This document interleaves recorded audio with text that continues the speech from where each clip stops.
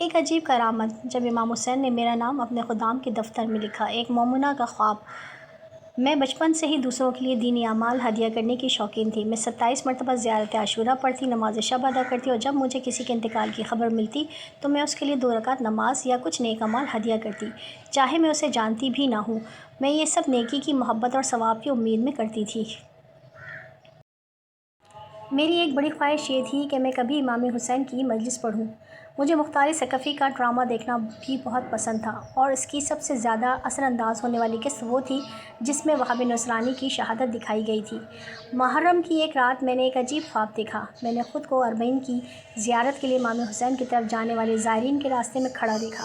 وہاں بہت زیادہ رش تھا، یہاں تک کہ گاڑیوں کے لیے مخصوص راستہ بھی بند ہو چکا تھا۔ میں گاڑیوں کی طرف دیکھ رہی تھی، پھر زائرین کی طرف رخ کیا۔ اچانک میری نظر ایک عجیب منظر پر پڑی۔ زائرین کے درمیان ایک بہت بڑا دائرہ بن گیا اور اس میں سے ایک تیز روشنی نکلنے لگی۔ وہ دائرہ مجھ سے زیادہ دور نہیں تھا۔ اچانک اس دائرے میں سے ایک بلند قامت، باوقار اور نہایت خوبصورت شخص باہر آیا۔ میں حیران رہ گئی کہ اتنے رش میں یہ شخص کیسے باہر آیا۔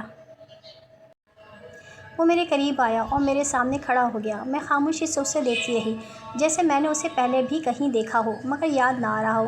اس نے کہا، میں اپنے مولا حسین کے پاس تھا، انہوں نے مجھے خاص طور پر تمہارے پاس بھیجا ہے۔ انہوں نے فرمایا فلاں عورت کے پاس جاؤ اور اسے بتاؤ کہ مولا حسین نے اس کا نام اپنے دفتر میں لکھ لیا ہے، خاص طور پر ان ناموں میں جو خدام کے ہیں۔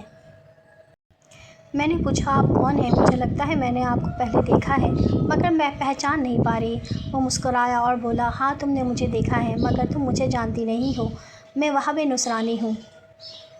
پھر اس نے مسکرا کر اپنا ہاتھ میرے سر پر رکھا اور کہا، اللہ تمہیں برکت دے اے میری بیٹی۔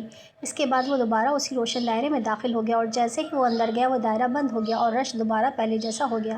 میں حیرت سے لوگوں کو دیکھتی رہی، کسی نے نہ اس شخص کو دیکھا اور نہ ہی اس دائرے کو۔ میں نے دل میں سوچا، یہ سب صرف میں نے ہی کیوں دیکھا، کسی اور نے کیوں نہیں؟ پھر میری آنکھ کھل گئی اور خواب ختم ہو گیا۔